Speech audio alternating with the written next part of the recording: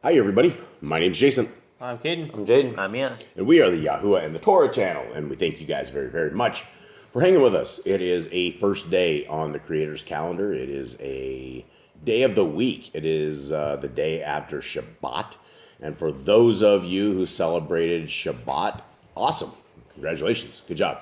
That is one of those things that is, if you are not a full-on Torah keeper, it is the beginning of Torah keeping. It is the beginning of the way to the kingdom. And the way to the kingdom is not paved with a sin card. It is not paved with a once saved, always saved. It's not paved with all of the religious indoctrination that we've been indoctrinated into. It is paved by those who seek and follow the first 5 books of scriptures: Genesis, Exodus, Leviticus, Numbers, and Deuteronomy.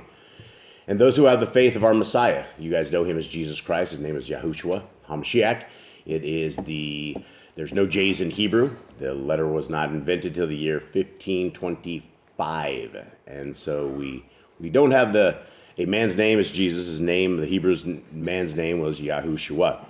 So gentlemen, how you guys doing? Good. I got everybody. Cade took off on me. Coming back there, buddy.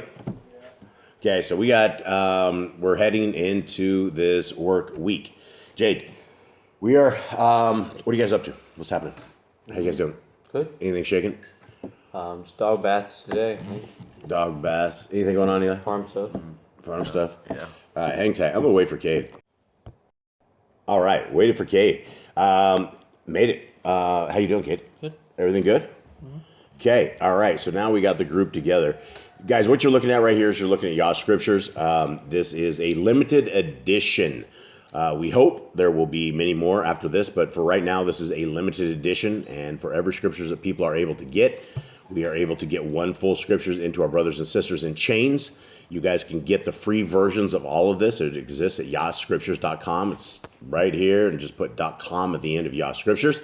And that is where you will find the free scriptures in the PDF, as well as the Apocrypha. You also have the Google app.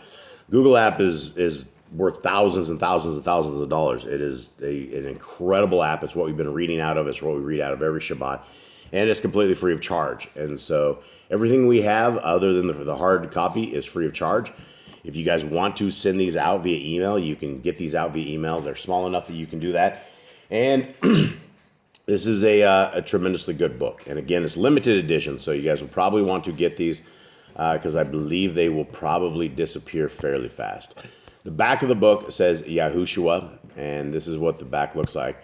And now, today is a very important day in our reading, because for those who've been reading with us, and we've started at the beginning of the book, and we're all the way down here. Jade, take us back to Saul and take us through this real quick. Today's the day we lose the right-hand side of this. Today we lose all of the northern tribe of Israel. Everybody heads into captivity today. And so we're going to find out the final straw that broke the camel's back when it came to our Creator and his patience with this particular group of people. Okay, what do you got, Jade? All right, so we had Saul. He was the first king. He was good at first, and he sinned, and he gave the reign to David and his generations. And David was a very good king. He sinned a little bit, but did really good. He was probably the best king that they ever had. And there's Solomon, who was the wisest of all the kings, but he turned to all the women he had. He turned to worshiping other gods. And then his son Rehoboam, he was just completely evil. He did evil and lost half the kingdom, and only had Judah, and the other 10 tribes went to someone else. And then they split up tribes, and they keep saying we're down to this king now, where the kings keep giving parts of the house of Yahuwah away so that they can try to appease the people that come after them. Instead of going to Yahuwah for help, they give the house of Yahuwah away. They strip the gold, they strip the silver, they strip the bronze, and they give it away to these people. And they instead of taking it out of their own house, their own possessions, they take it from Yahuwah, and they keep worshiping idols, and they're all doing sin, and it just won't stop it. Yep, and that is a great lowdown on that. Guys, the northern kingdom, the 10 tribes of Israel, this is what I keep talking about, is that there's 10 tribes that have been dispersed into captivity that never ever came back. And we have prophecy throughout the book of Hosea that it talks about these northern tribes coming back. And it's going to be something at the end of time is what this is always talking about. So we always think that more than likely you don't have to be part of the northern tribes because it doesn't. All you really need to do is obey the laws, statutes, and commandments. And it doesn't matter what tribe you're from, doesn't matter what world you're from, doesn't matter what people you're from. There's one Torah for Yah's people, and there's one Torah for strangers. If you want to be a part of the kingdom of our Creator, then the Torah is found in Genesis, Exodus, Leviticus, Numbers, and Deuteronomy. And so here we are. Let's get rolling through this right here as everybody heads off to their new homes. Okay. In the 12th year of Achaz, sovereign of Yehudah, Hosea, son of Elah, began to reign over Yisrael and Shomeron for 9 years. And he did evil in the eyes of Yahuwah, but not as the sovereigns of Israel who were before him. Shalmaneser, sovereign of Ashur, came up against him, and Hosea became his servant and rendered him a present. But the sovereign of Ashur found a conspiracy in Hosea. Excuse me. For he had sent messengers to So, sovereign of Mitzrayim, and had not brought a present to the sovereign of Ashur, as year by year. And the sovereign of Ashur shut him up and bound him in prison. And the sovereign of Ashur went through all the land and went up to the Shomeron and besieged it for 3 years. In the 9th year of Hosea, the sovereign of Ashur captured Shomeron and exiled Yisrael to Ashur and settled them in Kalach and Kabor, the river of Gozan, and the cities of the Madites. Now this came to be because the children of Israel had sinned against Yahuwah, their Elohim, who had brought them up out of the land of Mitzrayim from under the hand of Pharaoh, sovereign of Mitzrayim, and revered other mighty ones, and walked in the laws of the Gentiles whom Yahuwah had dispossessed from before the children of Israel, and of the sovereigns of Israel that they had made. And the children of Israel secretly did matters against Yahuwah their Elohim that were not right, and they built for themselves high places in all their cities, from watchtower unto the walled city, and put up for themselves pillars and asherim on every high hill and under every green tree, and burned incense there on all the high places, like the Gentiles whom Yahuwah had removed from their presence. And they did evil matters to provoke Yahuwah, and served the idols, of which Yahuwah had said to them, do not do this. And Yahuwah warned Yisrael and Yehudah through all his Nebiim, and every seer, saying, turn back from your evil ways, and guard my commands and my laws, according to all the Torah, which I commanded your father, and which I sent to you by my servants, the Nebiim. Okay, let's talk about this a little bit. Guys, what's going on right here? These people are now going into captivity. Yep. So these kings did evil, less evil, but then he became a servant to the king of Ashur, which is Shalmaneser. And then he found out that Hosea, this king, he sent people to Mitzrayim to call for help. And he found out about it, that he was trying to go behind his back and trying to take over the reign of Shalmaneser. And so now they're going into captivity for that. Yeah, and this is the same, verse 13 is the same thing that is for all of us, right? Our Creator has said this from the beginning of the book all the way to the end of the book, and it's still relevant today. Guys, all of us, we need to turn from our evil ways, and we need to guard the commands and Yah's laws, according to all the Torah, which he commanded all of our fathers, which he sent to all of us by the servants, by his prophets. And so this is the same thing that goes on today. Most people don't care about the commands. Most people don't care about it. All they have is they have the Jesus, and that's all they have. And when they have the Jesus, it's all about the grace. And it's all about there's nothing that cannot save them. And when you have the Jesus like they have, that's everything, right? And that is not what it says in scriptures. Our Messiah, his name is Yahushua, and we want to have Yahushua. We want to have him as our king and as our leader for the kingdom to come. He's our qualified priest. He's our qualified sacrifice. He's our qualified way forward. And it's not just the Jesus, right? This is Messiah Yahushua keeps the laws. He tells us to keep the laws. He says, if you love me, keep my commandments. He tells us very clearly that you will be sent to hell if you are breaking Torah. But now we have 10 tribes that are now in captivity. And these are the 10 tribes that never came back. And so because they didn't come back, we are more than likely these people. But it doesn't matter again, like I said. 14. Anyone have anything on this? No, I think that is so far. I mean, when Yahuwah sends a prophet to these people, they never listened, and so they had the chance to turn back. It's not like they didn't have chances. They had hundreds of chances. Every single king had a chance, and here they are going to captivity. Yeah, but we don't. What's the gig? We don't have prophets today that are sitting there telling us this. Yeah, but we have the Bible and we know it's right and wrong. We have the Kodesh words that have been presented to us and left before us. And these Kodesh words... We have 120 years. Yeah, we have 120 years to figure this out, right? To figure out the walk forward. Okay, 14. But they did not listen and hardened their necks like the necks of their fathers, who did not put their trust in Yahuwah their Elohim, and rejected his laws and his covenant that he had made with their fathers, and his witnesses, which he had witnessed against them, and went after worthlessness, and became worthless, and after the Gentiles who were all around them, of whom Yahuwah had commanded them, not to do like them. So if all these became like useless after the cross, these people here that had to go to captivity and died for this, they'd be real mad about this. Yeah, that's the thing about religion. They have us saying that the Jesus died on the cross to free us so we could have unclean food could be made clean. That's what people will literally tell you. That Jesus came to destroy the Torah, even though he says, I did not come to destroy the Torah. Now we can live like the Gentiles that they're getting taken away for being. Yeah, and so here we are. This is where we don't want to be, guys. If you've awoken in your captivity, in our captivities, and we're not like captivities of these days, but we're still in captivity. We're in a land that is not a Torah-filled land. We are in a place that is not Torah observant, and we're all looking towards the kingdom to come. We're looking for a better way because this world is not good. Okay, 16. And they left all the commands of Yahuwah their Elohim and made for themselves a molded image, 2 calves, and made an Asherah, and bowed themselves to all the hosts of the Shamaim, and served Baal, and caused their sons and daughters. All right, sorry, guys. This is the good part. And they served Baal on the end of 16, and caused their sons and daughters to pass through the fire, and practiced divination and sorcery, and sold themselves to do evil in the eyes of Yahuwah to provoke him.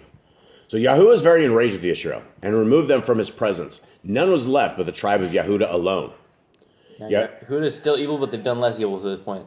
It's interesting they don't bring Benjamin into this, right? Well, yeah, I guess Benjamin kind of just got grafted into Yahudah, and he's not Yahudah. Benjamin was so small that they just, he's there too, but we'll just mention Yahudah. Okay, 19. Yahudah also did not guard the commands of Yahuwah their Elohim, but walked in the laws of Yisrael, which they made. That sounds bad. That did sound weird, didn't it? Yes. Yahudah also did not guard the commands of Yahuwah their Elohim, but walked in the laws of Yisrael, which they made. Yeah, so Yisrael... Their own laws, right? Yeah, so this is Gentile Israel. This is like Yah's people Israel. Yeah, and the laws which Yisrael had made. And so they made their own laws and Baal worshippers and child killers. Yeah, all sorts of things we can't mention on YouTube. Okay, and Yahuwah rejected all the seed of Yisrael and afflicted them and gave them into the hand of plunderers until he had cast them out from his presence. For he tore Yisrael from the house of David, and they made Yeroboam, son of Nevat, sovereign. And Yeroboam drove Yisrael from following Yahuwah and made them commit a great sin. More degree of sins. These guys are just... Yeroboam was the very start of it, and by the time you got down to Achab, that's when it really got bad. Yeah, and the children of Israel walked in all the sins of Jeroboam, which he did. They did not turn away from them, until Yahuwah removed Israel from his presence, as he spoke by all his servants, the Nevi'im. So Israel is exiled from their land to Ashur, as it is to this day. And that is one of these things. Israel is exiled from their land to Ashur, and it's still to this day. It is to this day. Okay, 24. Hold on, I gotta sneeze. One sec. All right. And the sovereign of Ashur brought people from Babel, and from Kutha, and from Awa, and from Kamath, and from Sepharwaim, and placed them in the cities of Shomeron instead of the children of Yisrael. And they took possession of Shomeron, and dwelt in its cities. And it came to be at the beginning of their dwelling that they did not revere Yahuwah, and Yahuwah sent lions among them, which kept on slaying among them. Now, is this real lions, or is people like lions? The lions actually come to eat these people? Yeah, this is lions. What kind of lions? Yeah, this is lions, these things. Could be a metaphor. Huh? Could be a metaphor. I don't think we got a metaphor. No, I think he didn't care about anything that's going on, so he just sent the lions to go take them out. That's the only way to deal with people. Hungry lions. And they spoke to the sovereign of Ashur, saying, the nations whom you have removed and placed in the cities of Shomron do not know the right ruling of the Elohim of the land. He says the right ruling of the Elohim, not of Elohim, of the land, right? They're like, there's other, they think there's other mighty ones, right? They don't know what's going on. So these there are, because from Asher they have all these different idols and worship. They have Baal and all. But this wouldn't technically be an uppercase Elohim. I don't know why this one. We do know right ruling is uppercase because that's Yah's right ruling. But it talks about of the Elohim of the land. That's the thing, Yahuwah. It would have to be talking about Yahuwah, but I mean the way they say it, it could be talking about all of their stuff because of the Elohim. But we'll leave it at that. And he has set lions among them, and see, they are slain among them because they do not know the right ruling of the Elohim of the land. And the sovereign of Ashur commanded, saying, send one of the Kohanim who you exiled from there to go there. Let him go and dwell there, and let him teach them the right ruling of the Elohim of the land. So they had a lion problem, and they sent in the priest. Yeah, Yahuwah sent bees and hornets out to try out the rest of the Gentiles, but he sent lions to drive the Israelites out. Yeah, right on them. Okay, and one of the Kohanim, who they had exiled from Shomron, came and dwelt in Beth El, and taught them how to revere Yahuwah. But every nation was making mighty ones of its own, and put them in the houses of the high places which the Shomronites had made, every nation in the cities where they dwelt.